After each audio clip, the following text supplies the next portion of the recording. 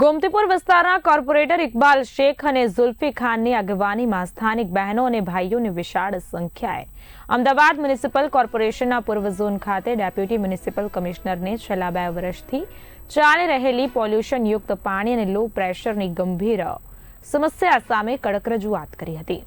પાણીના low pressure અને ખોટી પાઇપલાઇન વ્યવસ્થાના કારણે રોજેરોજ અંદાજે 12 થી 15 નાગરિકો ગંભીર રીતે બીમાર થઈ રેફરલ હોસ્પિટલ અથવા કોર્પોરેશનના દવાખાનામાં સારવાર લેવા મજબૂર બને છે।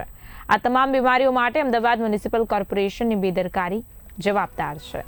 જો આ તમામ કામગીરી ઉનાળા પહેલા તાત્કાલિક પૂર્ણ નહીં કરવામાં આવે તો ગોમતીપુરની જનતા પાણી માટે રોડ પર ઉતરી ઉગ્ર જન આંદોલન કરવા મજબૂર થશે, જેના તમામ પરિણામોની જવાબદારી સંપૂર્ણપણે અમદાવાદ મ્યુનિસિપલ કોર્પોરેશન તંત્ર અને સંબંધિત અધિકારીઓની રહેશે તેવી સ્પષ્ટ અને કડક ચીમકી ડેપ્યુટી મ્યુનિસિપલ કમિશનરને આપવામાં આવી હતી।